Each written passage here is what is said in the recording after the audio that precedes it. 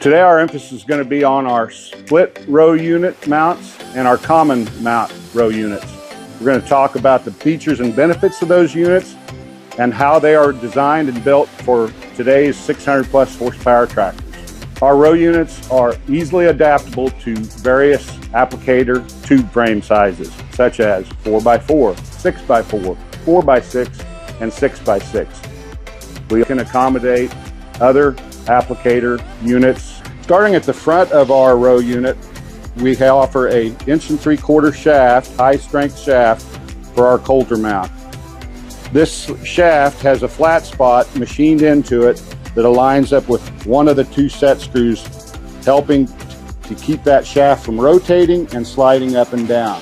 At the top of our coulter shaft, we insert a roll pin. Keep that shaft, when you're adjusting up and down in the field, from falling out on the ground and injuring yourself, basically. Just a safety feature that we use on these. Moving down on our collar here, we have a grease zerk, and inside this collar there is a grease groove machined into that to allow grease to get clear around this collar and shaft. Down on the bottom, we have a bolt through here with 2 high strength rollers on it, and their purpose is, as this goes through the field and rotates back and forth, it just helps that to rotate from wearing the bottom of the coupler out and just keep it for long use. On our arm here, you'll see that we utilize a 10-inch long coil spring. We machine the ends so we have consistent pressure on that spring, and in that spring we have a high silica content in that metal to keep that spring rigid consistently. What we don't want is that spring to start getting weaker with time. Here on the shaft you'll notice we have 2 tabs welded to our shaft. The purpose of those tabs are to keep the coulter from rotating too far, either in the field or if you're in transport mode, to keep that from banging and swiveling around there. Some of our competitors actually use a set screw to accomplish that, and I don't know how many of you've seen it, but if that set screw tends to work loose and then you go travel down the road when it's folded up, you'll get to the next field, you'll see that those coulters are all swiveled on that shaft and need to be adjusted. We believe this is a much better way of doing that. So moving down on our coulter unit, we offer a 1 1/4" vertical coulter shaft. It's so greasable, and you can see here that we have a grease ring installed into that to get lubrication all the way around that, just like our vertical shaft did. Depending on whether you're using our CS mount or our split mount, will determine the size of the blade. On our CS, I'm showing here an example of our standard blade, which is a 20-inch blade, smooth. In other words, no waves. We can offer that with the wave or crucible, depending on your application. Again, this is a 20-inch. We do also offer a 24-inch on our split mount row units. Talk a little bit about our spring bundles. We utilize the same spring bundle on our CS and our split mount row units. You'll notice here that we have a spring within a spring, or a 2-spring setup here. We taper these off or machine these off so we have a nice uniform compression point here, both on the top and the bottom. Incidentally, this inner spring is the same spring that we use on our coulter. These have a high silica content to retain their effective spring load, so we're not like if you think about it, like a spring in a bed. After you sleep on it for a lot of years, it loses its form. That's not a good thing in our industry with this, so that's why it has the high silica content, and that's why it's important. We also just use 1 set of springs. Some of our competitors use 2. The negativity about that is it tends to pick one spring or the other, and it works side to side. With a single spring, that does not happen. So talking a little bit more about our spring bundles and some of the features and benefits, I'm going to tilt this back up, and as you look down in here, you'll see a shaft that we have laying down in here.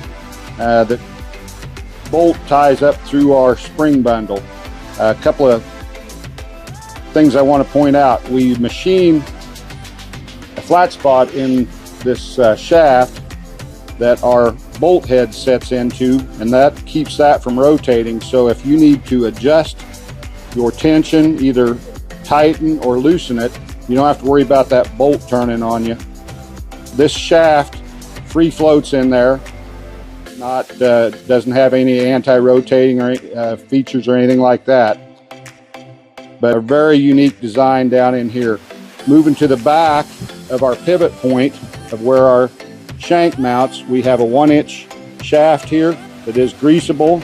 It does have a grease groove cut into it as well. And then also might point out an anti-rotating bolt on it, so it doesn't rotate as well. So now that we've covered the different components of our spring bundle, I want to talk a little bit about the actual mount that brings all this together. Our frame is a 6 3/4 inch wide main frame with 3/8 plates flanking both the left and the right side. And I want to point out another feature here. Earlier we talked a little bit about jigsaw puzzling this thing together.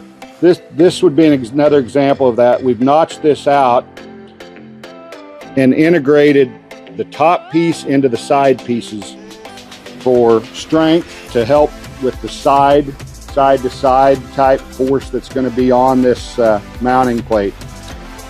You can imagine this would be where your frame of your bar attaches, is be right here, depending on the width of your tube, would be either shorter or longer here. You'll also notice that we've got 2 small tabs here. This butts up to the front of your applicator frame. And why is that a big deal, you might ask yourself? Well, one thing that does is that keeps a consistent force left to right against your frame of your machine, keeps it square with the machine, and then helps our U-bolts to stay tight and reduce the fatigue on them as well. Incidentally, we use 3/4 inch U-bolts, 3/4 inch in every row unit. A lot of our competitors are 5/8, but we actually use a 3/4 inch bolt there to help hold this tight and straight with your frame. So we kind of already talked about our pivot point back here and how our springs are attached down in here, but I did want to show you the piece that is at the heart of all of this, which is this piece here that actually goes this way. So this is your pivot point in the back here. Again, the grease point that I talked about earlier. And then earlier we talked about the pin where the bolt goes up through the top. This is what that piece looks like. It's 2 1/2-inch plates here, welded together. But I did want to point out a very important feature on this. We kind of jigsaw puzzle this together. So we have welds in here. We jigsaw this piece in so we can get a good weld here. And that spreads that stress out on that piece and obviously makes it a lot stronger as well by doing a jigsaw type welding design. So moving down on our row unit, I want to talk about our shank. We use an 1¼ by 2 edge bent shake. So you'll notice that we bend that, the thick side or edge bent side down, a lot stronger. A lot of you folks can probably remember when it was bent the other way. In other words, it wasn't bent on the edge. We did have some issues with breakage and so forth in those days. We went to this type of a shank, much more durable and stronger than the old shanks. Another thing I just wanted to show you for a point of reference is how that shank ties into our spring bundle. So we visited about this piece just a little bit ago. It just slides, the shank actually just slides up into it, and it's attached to it with 2 bolts. So back here is your pivot point. This is where your spring bundles give to let this work. Continuing on, we're going to talk about our disc sealers a little bit. I want to point out the features and benefits of it. So all our plating is 1/2-inch thick material. It is all laser cut, so it's a nice smooth finish. You'll notice we have 3 holes here. This is actually where we mount our disc sealers to your shank, and you'll notice that they're elongated. The reason we do that is so we can bolt to several different shanks, both the edge bent and the old style. So regardless of your shank, this will bolt up. So use 3 U-bolts. Very important. A lot of our competitors use 2 U-bolts. The reason we use 3 is 2 allows this to twist on that shank, and that's not something you want. You want that to be held firmly. So 3 bolts will do that. But we have a back plate here that keeps the U-bolt tight and firm so it can't give either. You'll also notice too that side view, again, how clean cut this is. 1/2 inch here on our arms again, a gusset down the top, elongated slots here to mount your arms onto. That gives you your adjustment this way, front and back. We also offer another option with a longer arm, so if you want to offset those blades, you can do that. We have a sealed tapered roller bearings here, machine fit cap. No need for a protector or anything addition to hold that on there. It's machine cut for that. Okay, another thing I want to point out is our disc sealers are independent of each other. In other words, if this one needs to go up or this one, they are independent of each other. Some of our competitors tie those together. So if this one needs to go up, this one will regardless. We also have a stop here, so they'll only go down so far. Because they're U-bolt mounted, we can adjust those on that shank up and down for precise adjustment for your different field conditions. So moving down and discussing our lower disc sealer arm, you'll notice that we have again slotted holes and several of them left to right. That's to allow you to have infinite adjustment on your arm, as well as being able to move it closer to the shank or further away. You can reverse these and go the other way as well to move more or less. 1/2 inch plate here again, just like up here. We also have an inner or a front and a rear gusset for added strength here. Moving on down, you'll notice that we have our hub slotted. That allows for different brands of blades, anything from 14 to 18-inch blades. We're a greasable, sealed, tapered roller bearing down here. And then we also have a protective cap here because you're going to have a lot of residue coming by here. Won't knock this cap off, a little protection there.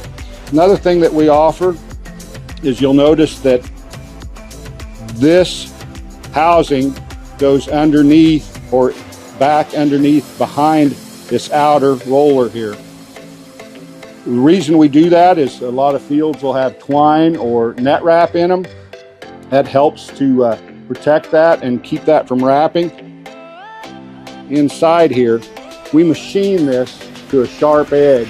So if twine or net wrap actually does get down in there, it helps to cut that and release that so it doesn't ball up here. Here is our standard disc sealer blade. It's an 18-inch blade. It's notched. You can get smooth. Also another feature, this is what we call a mud release blade. So as if it's in a wet condition in the spring or something, this builds up mud. These holes in here will actually release that mud and it'll fall off, allowing you to keep going in less than desirable conditions.